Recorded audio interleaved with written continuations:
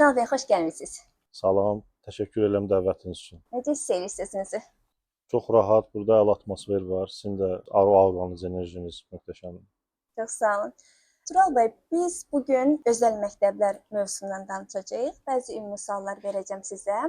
Amma mövzumuza giriş eləməzdən əvvəl sizi tanımayan insanlar üçün özünüzü qısa olaraq necə təqdim eləyərsiniz və təqdim eləyərkən özəl məktəblərlə də əlaqənizi xüsusi vurğulayan istəyirəm. Təşəkkür edirəm. Mənim adım Turaldır.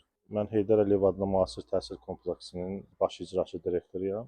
10 ilə yaxındır özəl məktəblərdə çalışıram. 2 fərqli kurikulum təklif edən özəl və beynəlxalq məktəblərdə təcrübəm var. Həmçinin son aldığım təhsil də məhz bununla bağlıdır. Mən ABŞ-ın Kolumbiya Universitetinin müəllimlər kollecində, yəni Teachers College-də özəl məktəblərdə liderlik proqramını bitirmişəm bu yaxınlarda. Təhsil magistri dərəcəsi aldım. Ondan əvvəl isə Bakı Dövlət Universitetində oxumuşam. Həm bakalavr, həm magistr 2000-ci ildən 2006-cı ilə qədər beynəlxalq münasibətlər və beynəlxalq hüquq üzrə. Ondan sonra fərqli çox yerdə təcrübəm olub.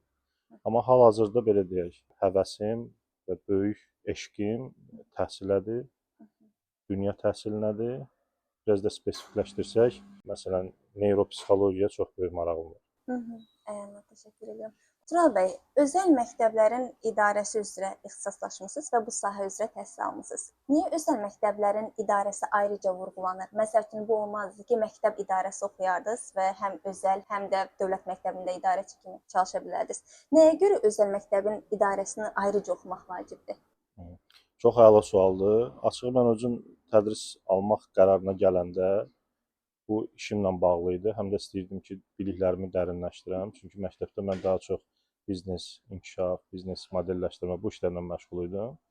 Və bir gün bunu mən universitetə verdiyim ərizədə də yazmışam, yəni əsaslandırmada, statementdə ki, bir konfrans oldu beynəlxalq. Bu təcrübə əsaslı öyrənməklə bağlı idi. Və orada öyrənmə konsepti üzərində qurulmuşdu. Bir mühazirəçilər danışırlar və mən həmin məktəbdə onun təşkilatçılarından biri idim. Yəni belə deyim də, təşkil edirdik ki, hər şey olsun, şu olsun, su olsun. Və istər-istəməz dinləyirdim bunu və mənə çox maraqlı gəldi o konsept. Sonra isə modelləşdirməklə məşğul olanda düşündüm ki, biz məktəblərdə ən böyük proses öyrənmə ilə bağlıdır. Yəni təlim-tədris prosesidir. Onun detallarını bilmədən düşünürəm ki, modelləşdirmə çətin olar və oradan yola çıxdım və bunu mənə gətirdi Science of Learning-ə, yəni öyrənmə elminə. Oradan da başladım araşdırmağa.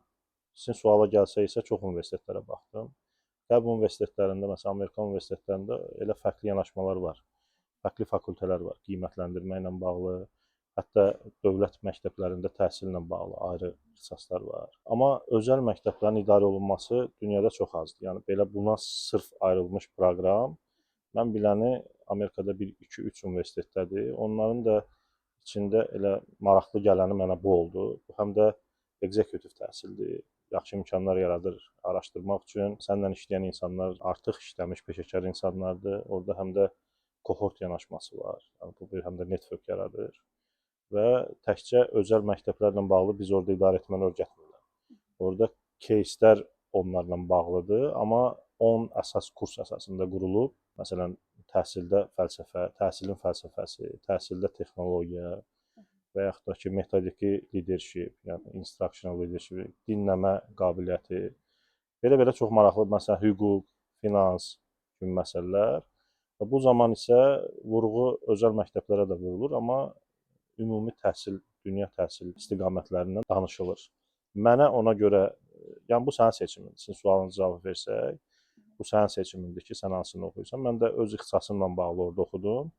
Amma özüm də bilmədən açığı seçdiyim universitet əla çıxdı. Çünki yenə orada mən təkcə özəl məktəb üçün lider deyil də, dünya təhsilinə innovasiyalar gətirəcək adamlar yetişdirilir. O insanlar gələcəkdə, məsələn, təhsillə bağlı proqnozlar hazırlayan təşkilatlara da fayda verə bilərlər. Məsələn, McKinsey kimi falan. Yəni böyük analitik mərkəzlərin hazırladıkları hesabatların siniflərə daşınmasında o transformasiyanı həyata keçirmək gücünə malik adamlar yetişdirirlər. Təbii ki, oradan özəl məktəbdə qalmaq istəyənlər də ola bilər. Belə nümunələr məsələn bizim kohortda çoxdur. Həddindən artıq çoxdur ki, dünyada yeni məsələn istiqamətlərə töhfələr veriblər, yeni şirkətlər yaradıblar, qrup halında işlər görüblər. O baxımdan bu mənim seçimimdir. Amma insanlar başqa seçim də edə bilərlər. Aydındır. Mən sualıma bir əlavə edeyim burada. Ümumiyyətlə danışanda həmin ixtisasda nə öyrəndiniz olanda, burada innovasiyalar da vurğuladınız, insanlarla işləmək, maliyyə, hüquq və s. və ilaxır. Bəli. Mən digər sualıma gəlim. Əslində əvvəlki sualın bir qədər uzantısıdır. Biz ümumiyyətlə bilirik ki, təhsil sistemi təhsil olaraq innovasiyalara, yeniliklərə biraz daha gec reaksiya verən bir orqanizm kimi düşünsə, elə universitetləri götürək, məktəbləri götürək. İndi sırf məktəblər kontekstinə baxanda bu sadəcə ön müşahidəmdir. Bunu %100 hansı bir araşdırmaya əsasən demirəm. Sanki özəl məktəblər yeniliklərə dövlət məktəblərindən daha çevik reaksiya verir və daha sürətli adaptasiya olurlar. Sadəcə belə ön yarğım deyim bunu. Sualımı buradan qoymaq istəyirdim ki, özəl məktəb liderləri ilə, götürək ən sadə dildə direktorlar ilə deyək, dövlət məktəb direktorlarının fərqi necə görə bilərik? Onları ümumiyyətlə ayırmaq mümkündürmü? Yoxsa ikisi də eyni bacarıqlar, eyni hər şey eyni olmalıdır onların bacarıqlarında, idarə etməsində və s. Mən bu suala cavab verməmişdən əvvəl birinci biz ümumiyyətlə bacarıqlar nədir o barədə düşünməliyik. Sonra isə o ixtisaslaşma gedə bilər. Yəni biri tutalım ki, xarakterindən asılı olaraq idarəçilər fərqli-fərqli müəssisələrdə fərqli-fərqli davranışlar göstərə bilər. İstənilən halda təhsil ocaqları özləri bir müəssisədir. Bu fərq eləmir, məktəbdir, universitetdir və yaxud da hansısa bir hubdur və yaxud da bir qurumun altında başqa bir qurumdur. Məsələn, mən bilirəm ki, Azərbaycanda dövlət məktəblərində artıq publik hüquqi şəxslərə keçid prosesi ilə bağlı proseslər mən bilənim gedir. Özəl məktəblər isə daha çox MMC və yaxud da ki, QT formatında, Azərbaycan formatında desək, belə davam edir. Yəni öz-özlüyündə bir şirkət. Bununla bağlı keçən mənim bir konfransda təqdimatım olmuşdu ki, məktəblər biznesdirmi? Çünki biznes deyəndə insanların ağlına ilk öncə pul hərəkəti və yaxud da biznes münasibətləri gəlir, amma biz müəssisənin formatından danışırıq. O baxımdan mənim belə bir məşhur sözüm var, məni tanıyanlar bilirlər ki, müəssisə nə olursa olsun, bu istənilən halda təhsillə məşğuldur bu müəssisə. Yəni prosesin kökündə biznes prosesi dilində danışsaq, təhsil durur. Yəni təlim, tədris prosesi durur. Mənim professorumun təbirincə isə desək, o özəl məktəblərə yönəlik deyir ki, özəl məktəblər göydən falan düşmür. Yəni onlar təhsil verməklə məşğuldurlar. Başqa bir mentorum var idi. O bizə təhsildə maliyyə kursunu keçirdi Londonda. Amma hər səhər girəndə bizə deyirdi ki, öz timlərinizi, orada daha çox məktəb direktorları idi dünyanın fərqli-fərqli ölkələrindən. Mən də qoşulmuşdum. O bizə deyirdi ki, öz komandalarınızı, yəni istismar, satın alma, məsələn, maliyyə rəhbərlərinizə, o timə, akademik dediyimiz timə hər gün yadlarına salın ki, onların burada elədiyi istənilən innovasiya, istənilən proses, istənilən məsələ əgər sinifdə uşaqların təlim və tədrisinə faydası yoxdursa, mənasızdır. Bu o deməkdir ki, biz korporativ dünyadan fərqli-fərqli təşəbbüslər gətirə bilərik məktəblərə, xüsusilə dediyiniz kimi özəl məktəblərə. Amma bunun sonuçda o prosesə faydası yoxdursa, onda biz özümüzü aldadırıq. Toplum olaraq adı nə olursa olsun, istər özəl, istər dövlət, bu yenə də təhsil verməlidir. Bəli, müəssisələrin isə fərqinə gələndə mən o məşhur sözümü yarımçıq qoydum. Mənə görə təhsil istənilən halda ödənişlidir. Yəni nə mənada? Çünki özəl məktəblərdə daha çox mövzu bahadır, pullandır, bu mövzular var. Onda səbəbləri var. Sən beynəlxalq proqram təklif edirsənsə və xaricdən ekspertlər gətirirsənsə ki, beynəlxalq və özəl məktəblər. Bu arada özəl və beynəlxalq məktəb anlayışları arasında böyük fərq var. O tipologiya ilə bağlıdır, o böyük bir elm araşdırma sahəsidir. Ora məncə girməyək. Onun daha yaxşı mütəxəssisləri var, danışa bilərlər. Amma bizim кейsimizdə, sizin verdiyiniz sualda ödənişləndir. Yəni o dövlət məktəbində isə bunun ödənişi dövlət büdcəsindən gəlir.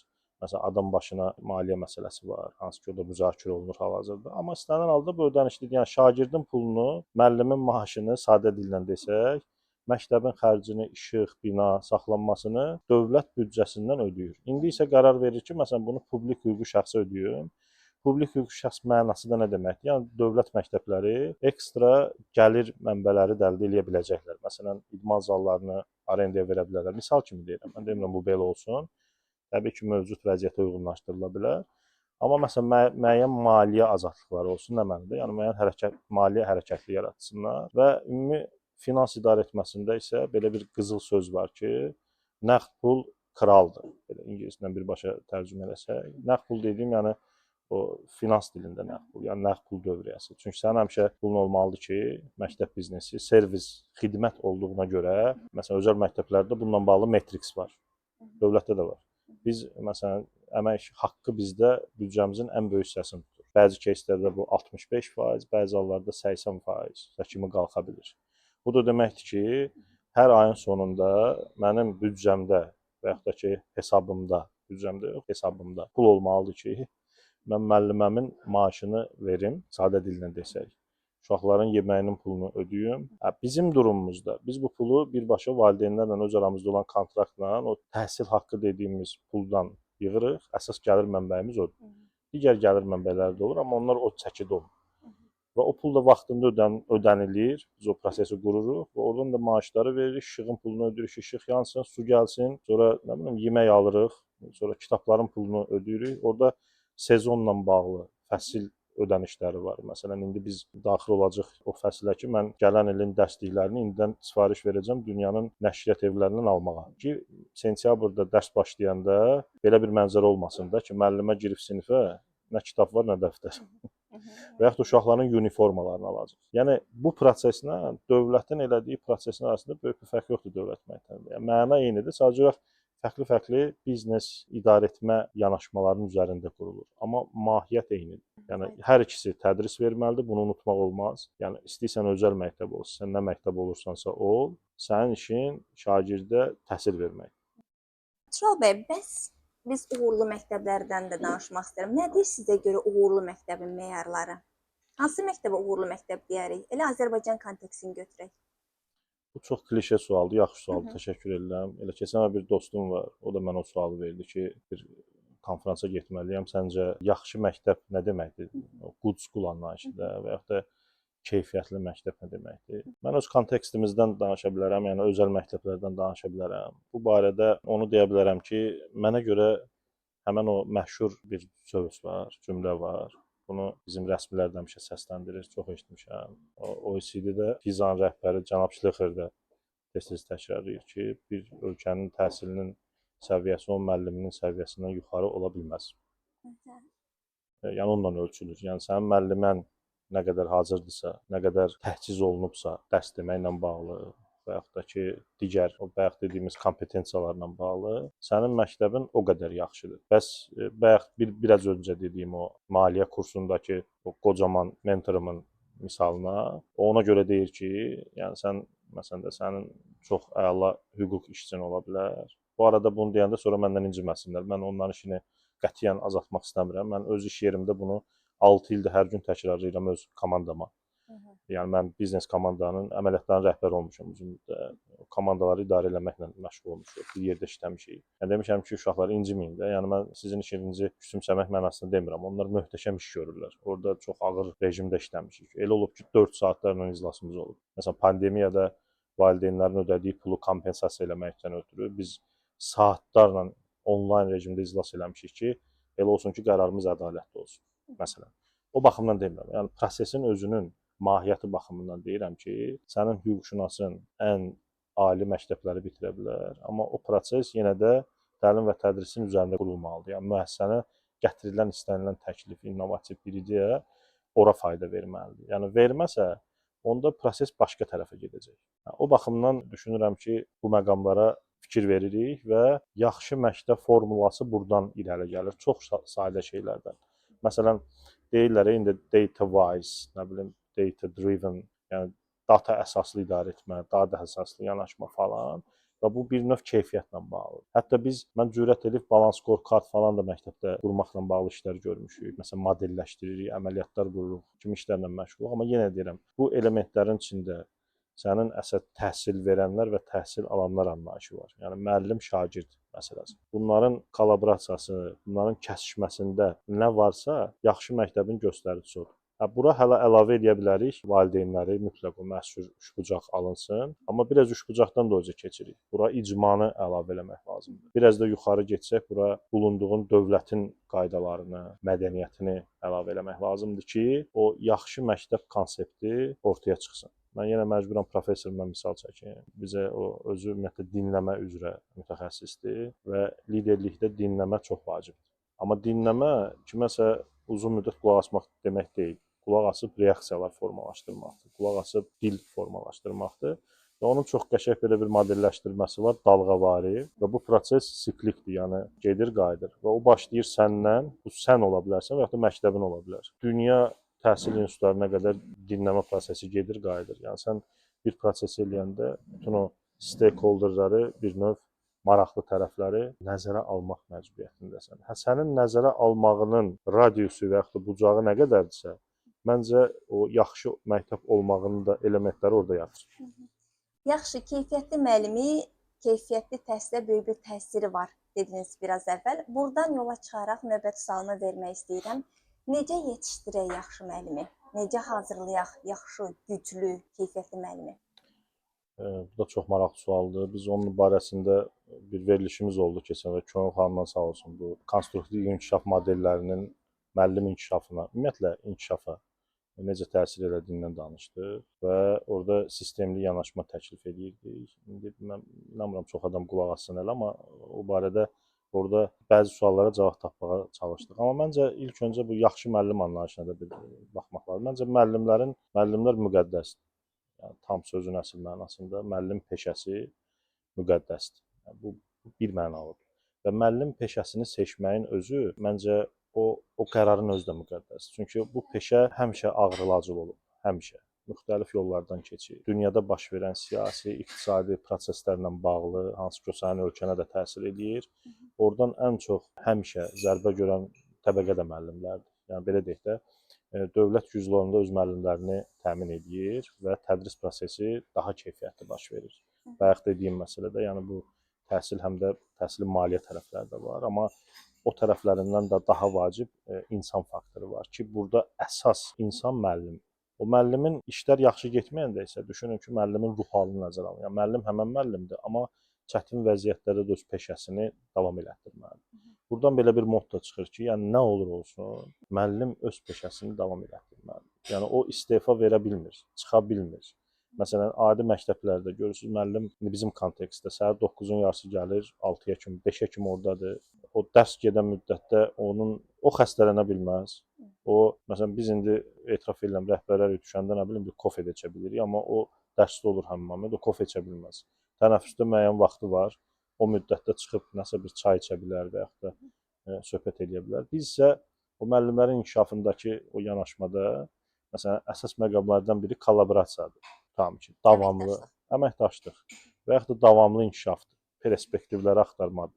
Burada inkişafın o çətin tərəfləri ortaya çıxır ki, o mühiti biz necə yaradırıq? Mən burada artıq belə deyim də bu işi rəhbərliyini icra edən adamlara müraciət edirəm ki, müəllimin üzərinə atmayaq da sən özün get, tap, araşdır, oxu, o da var. O daxili motivasiya ilə bağlıdır. O inkişafa meylli təfəkkürün formalaşdırması ilə bağlı həm nəzərən praktik var elə məqamlar. Məsələn, mən öz həyatımın hekayəm dəqiqə sizə danışsam, necə gəlmişəm bura, o heç də hər yeri belə gül çiçəkli deyil. Yəni, çoxlu əziyyətlərdən keçmişik, çox çətindir. Yəni, tədris almaq, ora gəlmək, həm də ailəli olmaq. Məsələn, mən bunu statementimdə yazmışam ki, 3 uşaq atası olub, yaxud da ki, çoxlu başqa maliyyə öhdəlikləri olub, o qərarları vermək çox çətindir. Hələ ora kimi gələn hekayəndə danışmıram və mən əminəm ki, hamının belə hekayəsi var. Onu bəhanə eləyib şəxsi inkişafımızı saxlamaq, istəyirəm ki, ondan qaçaq. Amma təbii ki, elə şəxsi hekayələr var ki, o təsir edir və ondan qaçmaq mümkün deyil. Amma gələk işin bu birisi tərəfinə ki, biz deyirik əməkdaşlıq edin. Amma müəllimələrin tutam ki, onun üçün gələk biz onları o zamanı tanıyaq. Məsələn, onunla bağlı bu yaxınlarda maraqlı bir yanaşma oxumuşdum ki, biz məktəbləri elə dizayn eləyək ki, müəllimlərin məsələn saatı, dərsdemə saatı üzərində düşünək ki, onların daha çox vaxtı qalsın həmin o əməkdaşlığa. Məsələn, Michael Fullan məşhur peşəkar kapital anlayışını təhsil fəlsəfəsində gətirən insan, onun da yanaşması ondan ibarət. O hətta deyir ki, müəllimlərə gəlin yaxşı ödənişlər eləyək məsələn. Amma eyni zamanda bu tək ödənişdən də bağlı deyil. Eyni zamanda onların vaxtı qalsın. O əməkdaşlığın gücünə həddindən çox inanır. Özəl məktəblərin əməkdaşlığına ümumiyyətlə inanır. Çünki özəl məktəblərin açıq arasında biraz belə rəqabət var bütün dünyada.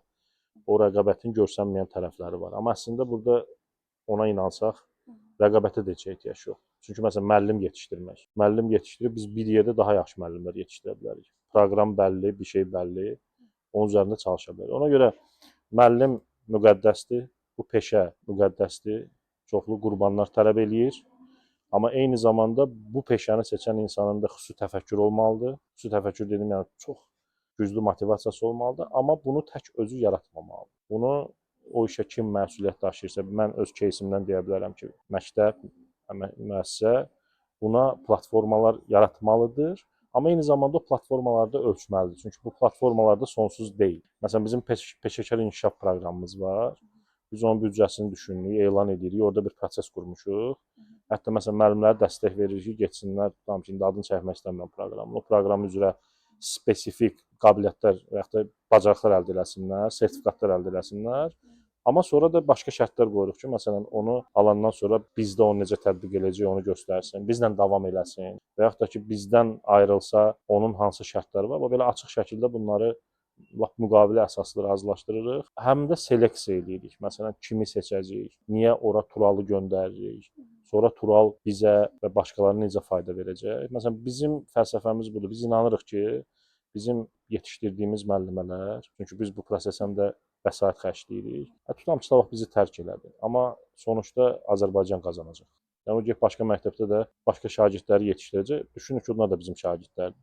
Bax bu fəlsəfəyə inanırıq ki, mən düşünürəm ki, müəllim inkişafında bu fəlsəfə çox vacibdir. Yəni paylaşmanın gücünə inanmaq çox vacibdir. Bu biraz çox geniş fəlsəfi mövzudur, da ora girmək istəmirəm. Söhbətimiz uzanar. Özəl məktəblərdən xüsusilə danışanda, mənə elə gəlir ki, bunlar dövlət məktəbi üçün də önəmlidir. Amma özəl məktəblərdə, özəl şirkətlərdə də belə bir məktəbin, bir şirkətin deyək, missiyası, vizyonu, dəyərlərindən çox danışılır. İstəyirəm ki, sizi dinləyənlər üçün əvvəlcə missiya ümumiyyətlə nədir, vizyon nədir, dəyərlər nədir? Bunları bilmək niyə vacibdir? Bunlar haqqında danışasınız biraz. Belə deyək, çox yaxşı sual versiniz. İstənilən müəssisənin fəaliyyəti nəyəsə söykənməlidir. Orada hüquqi sənədlər var, tam ki, nizamnamə, bu kimi sənədlər ki, əsası qoyulsun. Dövlət məktəblərində də belədir. Yəni orada da dövlət qaydaları, qanunları işə düşür. Məsələn, biz bilirik ki, təhsil haqqında qanunlar var, təhsil haqqında dövlət strategiyaları var və onun əsasında strateji və taktiki məsələlər qurulur. Sonra isə onun əsasında proqramlar qurulur. Yəni dövlət özü bunu tənzimləyir və orada sən kənara çıxmırsan. Standart yanaşma var, onu tətbiq edirsən. Özəl və beynəlxalq məktəblərdə də eyni sənədləşmə var. Sadəcə olaraq burada biz o missiya və vizyon sənədi dediyimiz məşhur sənəd var və bu məktəblərin bir növ ən ali sənədi sayılır. Təbii ki, hər dövlətdə fəaliyyət göstərən bu tip məktəblər o dövlətin qanunlarına və qaydalarına təbii ki, öz fəaliyyətlərində riayət edirlər, bir müəssisə kimi nəzərə alırlar. Amma məsələn, tutam ki, məktəb var ki, beynəlxalq proqram tətbiq eləyir, o təbii ki, ölkənin proqramına əsaslanmır və ölkənin təhsil haqqında qanunu da onsuz da imkanı yaradır ki, hər hansı bir müəssisə dövlət proqramını başqa bir beynəlxalq proqramı tətbiq edir. Söhbət tutam ki, məzmundan gedirsə. Amma müəssisə olaraq biz ölkənin bütün qaydalarına riayət edirik, həm tutam ki, məcəllələr, əmək münasibətlərinə, həm maliyyə münasibətlərinə. Bunları bir-birindən ayırdıq. Amma missiya və vizyon isə daha çox strateji və taktiki məsələləri əhatə edir. Yəni Ən sadə dildə desək, nədir missiya? Ən sadə dildə desək, tutam ki, missiyada biz nələri edəcəyik, nələr bizim üçün vacibdir və bura bizi nə aparırdan danışırıq. Vizyon isə biraz daha geniş hədəflər qoyuruq və onun üzərindən fəaliyyətimizi planlaşdırmağa Vizyon kimi belə deyərik, ölkənin ən yaxşı özəl məktəbi olacaq. Bu bir vizyon cümləsi sayıla bilər. Mən düşünürəm ki, məqsədləri qoyanda o hamımızın bildiyimiz o SMART qaydasına riayət etmək lazımdır. Yəni niyə qoyuruq? Ən yaxşı məktəb nə deməkdir? Necə ölçürük onu? Sualları gələ bilər. Amma biz biraz da spesifikləşdirə bilərik ki, tutam ki, biz ölkədə filan bəlli proqramı filan müddət ərzində tətbiq edəcək, keyfiyyət standartlarını tətbiq edəcək bir məktəb ola bilərik. Məsələn, belə bir prinsip ola bilər. Məsələn, bizim məktəb bununla bağlı irsə sadiq qalmağı, beynəlxalq o kompetensiyaları şagirdlərə ötürməyi, şagirdlərdə vətənə sevgini, həmçinin bir neçə dildə sərbəst danışmaq kimi hədəfləri və keyfiyyət göstəricilərini özünün mission və vizyon sənədlərində əks etdirir. Yəni bizim məktəbin başqa bir özəlliyi də var ki, məsələn özümüzdən danışsaq, bu hər məktəbin кейsinə görə dəyişə bilər. Biz Heydər Əliyev məktəb olduğumuza görə bizim üçün varislik və irs çox önəmlidir. Biz o adı daşıyırıq və yeganə məktəbik, özəl beynəlxalq məktəbik, onu daşıyırıq və biz onu hər mesajlarımızda, missiyamızda, vizyonumuzda şagirdlərimizə aşılayırıq. Və mən düşünürəm ki, bu çox vacibdir. Bu həm də digər məktəblərdə də bu ola bilər. Məsələn, o baxımdan ki, biz əgər şagirdlərdə beynəlxalq kompetensiyaları formalaşdırmaq istəyiriksə, eyni zamanda mədəniyyətlərarası təfəkkür dediyimiz anlayışı etmək istəyiriksə, bu özü elə birinci başlayır şagirdin özündən, öz ana dilindən, öz mədəniyyətini tanımasından. Yəni onu tanımasa, onsuz da onun empatiya qurması və yaxud da digər mərhələlərə keçməsi nəzəri və praktik olaraq mümkünsüz sayılır. Ola bilər belə deyim də məsələn qlobal vətəndaşlıq anlayışı var, və yaxud da vətəndaşlıq anlayışı var. Citizenship deyilən bir səriştə bloku var. Amma bu kosmopolitanlıqla harda kəsişir, bax ona biraz diqqət etmək lazımdır. Mən demirəm kosmopolitan olmaq pisdir. Amma deyirəm ki, hər insan öz mədəniyyətini, öz bulunduğu zonanın, ölkənin mədəniyyətini, sosial münasibətlərini, ailəsinin hardan gəldiyini, bu tip şeyləri bilsə və dərk eləsə yaxşıdır, lap uşaq vaxtından. O ona kömək eləyəcək ki, o digərlərinin də halını başa düşsün.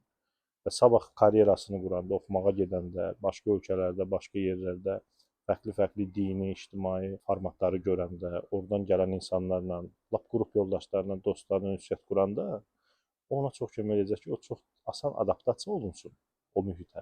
Amma həmçinin də unutmasın ki, o hardan gəlir. Kimliyini unutturmasın. Kimliyini unutturmasın və o kimlik də çox vacibdir. Yəni mission və vizyonda milli kimlik məsələsinin qoyulması istənilən beynəlxalq məktəb üçün bu çox vacibdir. Bunu mən özümdən demirəm. Bunun üçün uzun danışa bilərik, misallar gətirə bilərik təşkilatlardan falan, amma bir misalı deyim. Deməli, 1-2 il qabaq idi səhv eləmirəmsə, IB beynəlxalq kurikulum, beynəlxalq bakalavriat deyilən bir təşkilat var və onun təklif elədiyi bir çərçivə sənədi var, yəni proqram var, kurikulum var. Bizim ölkədə bəzi məktəblər onu tətbiq eləyir. Onun dünya üzrə rəhbəri onlayn bizdə yoldaşlar onu dəvət eləmişdilər bu ondan konfransdaydı. Hətta keçən il ölkəyə də gəlmişdi. Aynen, Mr. Aynen. Çox mənə görə möhtəşəm insandır. Düşünürəm, fərqli təcrübələri var. Məsələn, maliyyə sahəsində çalışır. İndi isə dünya ən böyük təhsil təşkilatlarından birinin rəhbərliyi edir. Ona mən canlı efirdə belə bir sual yönləndirmişdim ki, IB-nin milli kimlik məsələsinə münasibəti nətərdir? Mən istəyirəm ki, onunla əsaslandırım. Çünki Tural desə fərqlidir, amma Mr. Hayne'nin deyəndə məncə bu biraz daha güclü olur. Ona o sualın cavabı bu idi ki, o çox sevindi bu suala görə və dedi ki, beynəlxalq bakalavriat milli kimliyə çox hörmətlə yanaşır. Baxmayaraq ki, beynəlxalq bakalavriatı təhsil icmasında daha çox belə qlobal, beynəlxalq təşəbbüslərə, innovasiyalara açıq proqram kimi qəbul olunur. Yəni normalda bu deməkdir ki, biz Azərbaycanda başqa təşəbbüsləri təbliğ eləməliyik və yaxud da ki, İngiltərədə başqa təşəbbüs. Yəni harda o proqram tətbiq olunursa, amma onun rəhbərinin özünün cavabı tam əksinə oldu. O dedi ki, əksinə, məsələn, siz Azərbaycanda əgər tətbiq eləmək istəyirsə beynəlxalq bakalavriat proqramı, biz tam açıq əməkdaşlığa ki, siz orada öz milli komponentlərinin üzərində qurasınız prosesinizi. Yəni təhsil prosesi təkcə idraki öyrənmədən ibarət deyil. Yəni təkcə koqnitiv yanaşma tələb eləmir. Orada sosial-emosional, mədəni məsələlər var və Azərbaycanda multikulturalizm yanaşması çox keçmişə dayanır. Bu zaman isə biz ora müraciət edib o məsələni biraz da dərinləşdirib. Qayıtsaq missiya və vizyona, hər məktəb bəli bu məsələləri inkişaf elətdirir, sonra dəyərlər zəncirini qurur, konkret statementlər olur bununla bağlı, açıqlamaları və bunu bütün məktəbinin fəaliyyətində qurmağa çalışır. Məsələn, burada başqa bir önəmli məsələ var ki, bizim məktəbdə bu yaxında Beynəlxalq Məktəblər Şurasına üzv oldu. Belə bir təşkilat var dünyada. Beynəlxalq məktəblər oradan akkreditasiyadan keçirlər. Çox vacibdir. Orada müxtəlif 4-5 istiqamət var və uzun prosesdir. 3 il, 5 il çəkir və sonra bir də başlayır. Biz indi oradan almışıq üzvlüyü və Azərbaycanda fəaliyyət göstərən bir çox beynəlxalq məktəblərdə Beynəlxalq Məktəblər Şurasının üzvüdür. Niyə qeyd edirəm Beynəlxalq Məktəblər Şurasının üzvünü? Məsələn, bizim üzvlüyü üçüncü tərəf həmişə qiymətləndirir, ora üzv olan, ondan format elədir. O şəxs çox qocaman bir təhsil adamı idi. Hal-hazırda yaşayır səhv eləmirəmsə şərq ölkələrindən birində. O bizi virtual qiymətləndirdi. Tək bizi yox da, məktəb rəhbərlərini, şagirdləri müxtəlif məktəbin o icma qruplarından söhbətlər apardılar və onun çox vacib bir sonra hesabatı oldu. Hesabatında bu cümləsi bizi düşündürdü ki, biz bu məktəbdə onu sevdik ki, bir, o bizlə görüşə başlayanda bizim hər müəyyən həftənin başında, müəyyən bəlli saatda bizim himnimiz çalınır. Bizim məktəbdə belə bir təşəbbüs var və bir çox məktəblərdə bu təşəbbüs var. Mən bunu sevindirici aldım. Və biz iclası gedə-gedə onlayn, biz ayağa qalxdıq. Və mənlə bir yerdə bizim məktəbdə xarici rəhbər də var. Biz üçümüz də ayağa qalxanda bu kişi buna çox hörmətlə yanaşdı və biz bitəndən sonra bildirdik ki, bizim himnimiz çaldı. Ona görə biz ona hörmətən belə bir məktəbimizdə qayda var. Yəni harda olursan olsa sən dayanıb himnə hörmət eləməlisən. İnandırım sizi o barədə ayrıca hesabatda yazmışdı ki, mən indi öz ölkəsinin adını çəkmirəm. O dedi bizim ölkədə bu təşəbbüs təəssüf ki dayanır getdikcə, amma bu möhtəşəm. Yəni o insanlar o məsələlərə çox həssas yanaşırlar və bir pedaqoq kimi hətta bunu tövsiyə edirdi ki, bu uşaqlarda bir ruh yaradır. Təhsildə bir ayrılmaz hissədir. İkinci vurğuladığım məqam nə idi ki, məhz sizin o missiya və vizyon sənədiniz, çünki biz onu sənədləşdirmişik, o sənədin adətən adı bu VR olur, yəni biz kimik, o konseptin altında qurursan, təbii ki, bizdə də o sənədlər var, hətta ona əla möhtəşəm dizayn edirsən, məktəbə vurursan, hər yerinə asırsan, bu bir kommunikasiya metodudur. O dedi ki, mən onu başa düşürəm ki, o sizdə əladır, amma nə xoşuma gəldi ki, şagirdindən tutmuş bağbanına qədər biz söhbət edəndə o uşaqlar sizin orada yazdığınız missiyadakı, bizdə dəyərlər bloku var da, məsələn biz 5 R deyirik. Refleksiv ol, məsuliyyətli ol, yanımcıl ol. Vizuallaşdırmışıq. Onu deyir onlar mənə izah elədilər. O nə demək? Onu dərsində izah elədilər, həyatlarında izah elədilər. Ona görə o bizə açığı yüksək qiymət vermişdi. Bunu niyə misal çəkirəm? Bir məsələ var ki, bunu yazmaq, o deyirlər Excel-də hər şey əla görsənir. O biznesdə elə bir termin var. Amma bunu həyata keçirəndə baxsan ki, rəqəmlər elə də alınmadı. Onunla paralel aparsaq, o missiyanı icra eləməyin özü məktəb biznesində, məktəb həyatında çox önəmlidir və bu həyatla, insan həyatından bağlıdır. Ona görə bunun çətin tərəfləri də var. Amma qayıdıram sizin o əvvəldə verdiyiniz yaxşı məktəb konseptinə. Bax, onunla bağlı. Sən onu bacarsan ki, sənin məktəbində çalışan hər kəs, bütün məktəbdə işləyənlər, xadimələr, direktor, bağban, şagird, çünki məktəbdə hamı önəmlidir, tək bir şəxs önəmli deyil. Onların hamısı bax sənin o missiyanda yazdığın gözəl cümlələri nə demək olduğunu öz fəaliyyətində başa düşür. Bir də orada bir dənə məsələni qeyd edeyim. Hər bir sahənin özünün açar sözləri var. Çox sirkulyasiya edir. Məsələn, bu dəqiqə beynəlxalq təhsildə empowering, embarking, innovation kimi sözlər var. Bizim dilə tərcümə kimisə səlahiyyətləndirmək, güc vermək falan. Və o cümlələr çox istifadə olunur bu tip sənədlərdə. Əla, möhtəşəm. Yəni elmin ağlı yolu bil. Amma işə gələndə sən heyətini necə empower edirsən, necə motivasiya verirsən? Bu bayaq dediyimiz müəllimlərinə platformanı yaradırsanmı? Adaptiv leadership anlayışı barədə heç düşünmüsənmi ki, çətinlikləri necə idarə edəcəksən? Çünki orada sən bir çox şeylərdən imtina eləməlisən, bir çox şeylərə etiraf eləməlisən. Bax, bu missiya və vizyon məsələsinin mahiyyətində məncə budur. Mənim konkret suallarım var idi missiya ilə, vizyonla bağlı.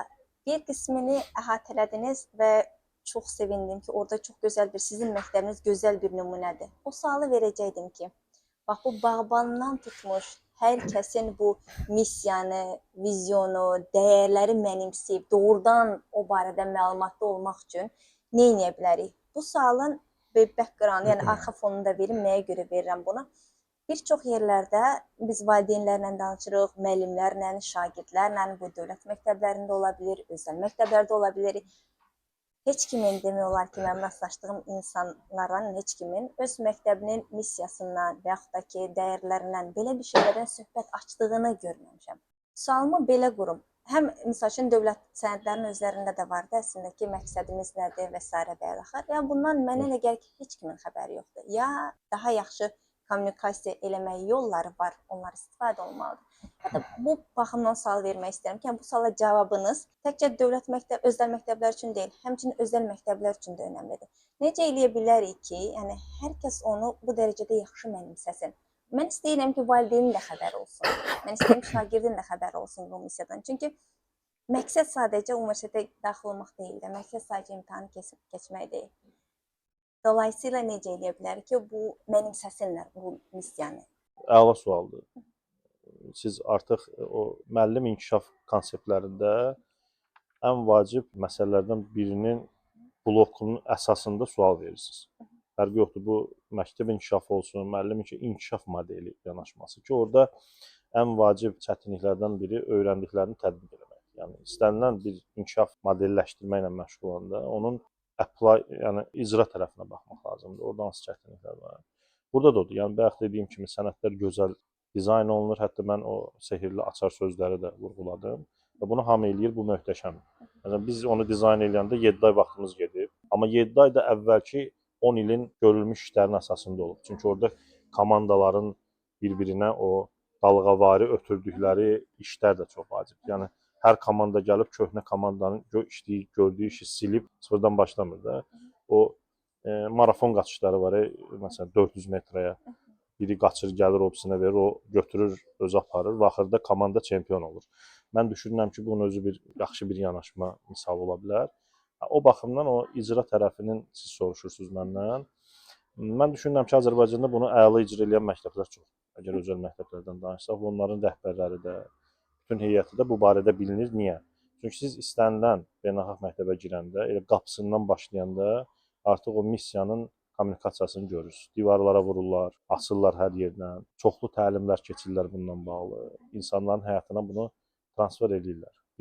Bu kommunikasiya toollarından istifadə edirlər ki, biz də edirik. Amma mövzu odur ki, məsələn siz bağban vurğuladınız. Bu arada onu da bir düzəliş edeyim, birdən yanlış anlaşma ola bilər. Biz bağban xadimə deyəndə onu belə xüsusi vurğulamaq istəmirik. Yəni hamını nəzərdə tutmaq istəyirik. O prosesin bir hissəsidir. Yəni hamı vacibdir. Onu deyim. Ona görə mən həmişə misal çəkirəm ki, bağbandan direktora qədər və ya direktordan bağbana qədər. Niyə deyirəm? Çünki hamı məktəbdə vacibdir. Məsələn, bizim bir möhtəşəm bağbanımız var. Siz bizim məktəbdə yaşıllıqlar var. Məsələn, amfiteatr var. Yaşıl zona. Biz yayda orada teatrlar veririk. Çoxlu maraqlı ağaclar var. Dəyərli. Məktəbin içində də biz ağaclar saxlayırıq. Bizim konsept biraz belə o eksperimental öyrənməni dəstəkləyən binamız var. Amma bizim bağbanımız möcüzəli insandır. O bizim ağacların hamısını bir-bir tanıyır. Hansının yarpağı nə rəngdədir, sevir onları. Mənə görə möhtəşəmdir. Yəni biz çox şanslıyıq ki, elə bir əməkdaşımız var. Ondan enerji alırıq. O baxımdan mən bağban misal çəkirəm ki, məktəbdə hamı önəmlidir, hamı. Yəni tək direktorlar və yaxud da ki, başqaları falan deyil. Yəni hamı önəmli. O baxımdan sehirli addım nə ola bilər ki, məsələn biz onu istifadə edirik. Valideynlərlə sessiyalar elədik. Məsələn, bir misalı deyim, biz onun adını çəkəcəm, həm də qoy reklamı da olsun. Kaşalata deyilən bir inklüziv mərkəz var. Autizm mərkəzinin yaratdığı bir kafedir, sosial biznesdir. Orada inklüziv şagirdlər, daha doğrusu insanlar özləri ilə həm də çalışırlar. Siz orada çox qəşəng dadlı şeylər yeyə bilərsiniz. Hamını dəvət edirəm ora. Çox möhtəşəm təşəbbüsdür. Kimlər onu qurubsa sağ olsunlar. Onların rəhbəri də möhtəşəm insandır. Bu yaxınlarda bir beynəlxalq konfransları da oldu. Məsələn, biz onlarla əməkdaşlıq edirik. Məsələn, komposting layihəmiz var. Bizim science blokunun altında şagirdlərimiz kompostlaşdırma keçirlər və biz onlarla da bir yerdə edirik. Bu yaxınlarda inşallah Qarabağda səfərimiz olacaq. Qarabağda dövlət məktəblərindən əməkdaşlıq edirik və biz Kaşalataya həm sosial dəvət olsun deyə, həm də onlarla əməkdaşlığımız çərçivəsində valideynlərimizi dəvət edirik. Və həmin sessiyanın adı məhz MTK-nın missiya və vizyonunun valideynlərlə müzakirəsi idi. Təxminən 2 saat workshop formatında oldu. Bizim sosial şəbəkədə baxa bilərlər, biz paylaşmışıq. Biz özümüz də qoşulduq bir yerdə, çünki mən düşünürəm ki, valideyn, biz hamı birik. Yəni bu təhsil icması dediyimiz odur.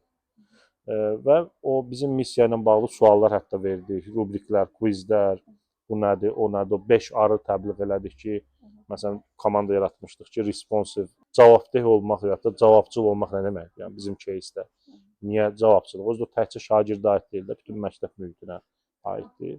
Bax məsələn belə metodlardan istifadə edir. Bu sadə görünə bilər, amma hamını əhatə eləmişikmi? Məncə hələ ki xeyr. Bunu eləyən Azərbaycanda məktəblər varmı? Bəli. İllərlə bunu eləyənlər var. Hətta dövlət məktəblərində də siz bu təbliğatı görürsünüz.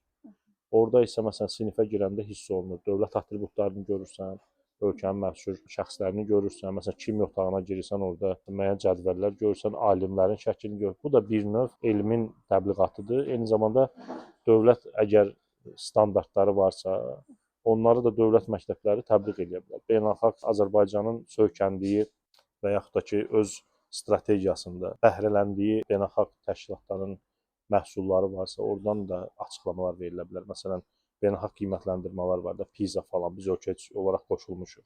Məsələn, İSESCO-dan, UNESCO-dan maraqlı açıqlamalar ola bilər bizim irsimizlə bağlı. Məsələn, onlara məktəblər onları belə vizuallaşdıra bilər. Və bir dənə məqam burada deyim ki, ümumiyyətlə təhsildə artefakt məsələsi çox önəmlidir. Ümumiyyətlə şəxsi inkişafda. Məsələn, mən özümdən deyim, mən universitetə ilk oxuyan günə gedəndə bizə əvvəldən tapşırıq vermişdilər professorumuz ki, özünüzün təhsil fəlsəfənizi nə ilə müqayisə edə bilirsinizsə, onu gətirin. Bu kino ola bilərdi, bu istənilən bir şey ola bilərdi. Mənim orada təhsildə bəyəndiyim odur ki, məncə biz burada ondan eləməliyik ki, sənə çoxlu seçimlər verirlər. Heç vaxt limitləmirlər ki, məsələn, prezentasiya ilə belə yox. Yəni necə istəyirsən elə. İstəyirsən teatr göstər, istəyirsən tək dur danış, istəyirsən multimodal şeylərə müraciət elə. Mən də çox fikirləşdim və nar apardım. Yay idi, özü də çox mağazinlərdən çətin tapdım və baha idi. Açığı Amerika üçün nar çox maraqlı meyvə sayılır, çünki nadirdir.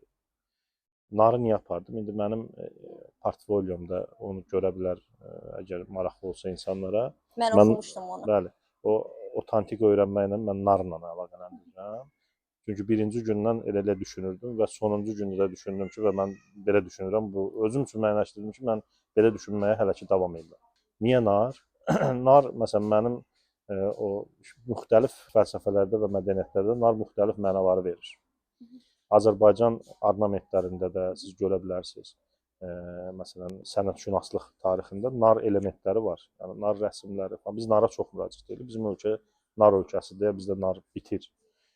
O baxımdan mən narı açığı biraz müdriklik, biraz o daha geniş öyrənmə mühitini necə yaradılmasını göstərir. Çünki nar qabığından ibarətdir, onun arasında liflər var, komandalar var, dənəciklər var. Dənə çox önəmlidir. Amma eyni zamanda dənələr birləşib bir bloku yaradır. Onlar o ağ liflərlə qorunur, onların üzərini qoruyan biri var. Bayaqdan barəsində danışdığımız o mühitlər yaratmaq falan kimi məsələləri məncə özündə əhatə edir. Ona görə bunu niyə deyirəm? Həmin o missiya və vizyonun necə yaxşı kommunikasiya olunmasında belə sadə artefakt və ya da vizuallaşdırılmış məsələlərdən də hər məktəbin bölməsinə uyğun olaraq istifadə oluna bilər. Məsələn deyirəm də, empower sözü əla səslənir, amma 5 yaşında şagirdə biz preschoolda, məktəbə qədər də bunu necə çatdırıq, onu da başa düşdük ki, bu nə deməkdir. Məsələn, məsuliyyətli olmaq nə deməkdir, ona biz məncə onun dünyasından girişib o cür vizuallaşdırıb çatdıra bilərik. 11-ci sinif şagirdinə isə məsələn bunu belə verə bilərik. Onların inşalarında, yazılarında, quizlərində biz o mövzulara müraciət edə bilərik. Onlar o barədə yazı yaza bilərlər. Çünki otantik öyrənmədə qeyd götürmək çox vacib skilllərdən biri sayılır. Bu həm də kritik düşünmək səriştəsindən bağlı. Qeydlərini götürəcəklər, yazılar yazacaqlar və sən bunu siklik olaraq bütün məktəbdəki şagirdlərinə davamlı elətdirsən, 3 ildən sonra görərsən ki, məktəbdə, valideyn də, hamı da sənin missiya və vizyonunu əzbər yox, ürəkdən bilir. Orada bir dənə də əks əlaqəni deyim. Məsələn, həmən şagird gəlib evdə valideynlə danışır və nə vaxtsa valideyn görəcək də bu uşaq nəsə yazır. Oğlum, qızım, bu nədir, bu budur falan, ona da maraqlı gələcək. Bu arada valideynlərlə söhbət eləmək həmişə çox maraqlıdır. Çünki onlar o qədər acılar, istəyirlər öyrənsinlər. Məsələn, dünən bir valideyn məndən danışıb, bu o şəxsiləşdirilmiş öyrənmə modelinə uyğundur, o personalized learning dediyimiz məsələyə. Çətindir, amma mümkündür. O deyir ki, məsələn, belə bir bizim məktəbə təklif verir, hətta irad tutur, məncə möhtəşəmdir və haqlıdır. Deyir ki, mənim evladımın inkişafında, məsələn, hansısa fəndə, tutam ki, riyaziyyatda nəyisə bilmir və biz onlara tutam ki, reportlar veririk, il boyu çoxlu görüşlər keçiririk, danışırıq. Amma o deyir ki, mən xahiş edirəm məktəb mənə belə bir şey verə bilərmi ki, mənim övladım konkret nəyi bilmir, nədə axsayır və onu mən necə eləyə bilərəm ki, o onu öyrənsin. Məsələn, biz də məktəb olaraq o görüşlərdə falan göndərir. Müəllimədən istəyib müəllim ona kitablar falan göndərir. O deyir ki, mən Cambridge kitabını necə oxuyum bilmirəm. Mənə biraz da daha konkret, daha konkret, daha konkret. Bu çətindir bunu eləmək, amma elənə bilsə möhtəşəm. Düşünün ki, biz valideynlərlə o interaksiyada danışırıq. O dediyimiz kimi müəllimin inkişafı üçün o valideynləri məlumatlandırmaq da çox vacibdir. Onun üçün də platformalar yaradılmalıdır. Və orada biz hər şeyi o scaffolding deyilən bir yanaşma var. Məsələləri hissələrə bölüb şagirdlərə öyrətmək. Onu da istəyirsiniz, imkan varsa demystify eləyin. Məncə öyrənmədə mifləri qırmaq çox vacibdir. Ümumiyyətlə innovasiyanın mərhələlərindən biridir demystification. Yəni mifləri qırırsan ki, nəsə bir şey çıxsın da ortaya. Yoxsa başqa cür bu həm də transformativ inkişafın.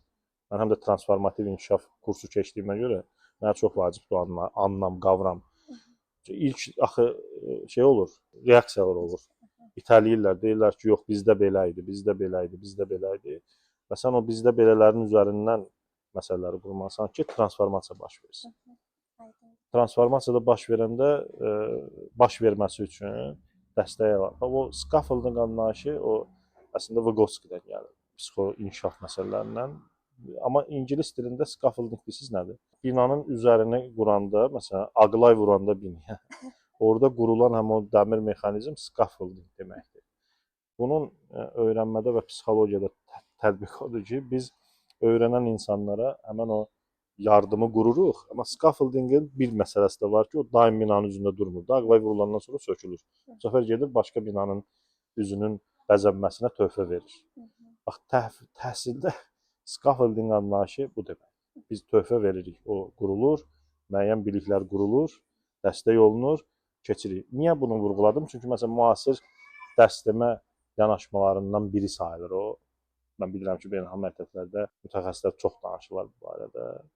Amma mahiyyətini bilək ki, bu əslində bu deməkdir və çox sadədir. Aydın. Tural bəy, bizə ayrılan vaxtın sonuna gəldik, amma mən hiss edirəm ki, orada o qədər mövzu qalıb ki, məncə biz bu müsahibənin ikinci hissəsini çəkək bir gün. Suallarım çoxdur. İnşallah, mən böyük məmnuniyyətlə. Təşəkkür edirəm gəldiyiniz üçün. Vaxt Mən təşəkkür ayırdığınıza edirəm. görə. Mənə gəlir ki, çoxlu maraqlı və önəmli mesajlar verdiniz. Təşəkkür edirəm və bu çox xoş oldu mənə, xüsusilə xoş oldu çünki mən özüm belə təhsil sahəsinə o aşiq insan olaraq çox xoş gəlir ki, o sahəni doğrudan yaxşı bilən insanlar uyğun yerdədirlər. Sizə işlərinizdə uğurlar arzulayıram. Təşəkkür edirəm. Çox sağ olun. Mən təşəkkür edirəm. Mən də çox sevindim ki, siz kimi insanlar var ki, çünki sual verməyin özü çox böyük bacarıqdır. Siz çox düzgün suallar verirsiniz və təhsilə mən düşünürəm ki, aşiqsiniz. Bu da məni sevindirir ki, siz kimi insanlar da belə verilişlər hazırlayır. Təşəkkür edirəm. Minnətdaram. Çox sağ olun. Xoş günlər sizə.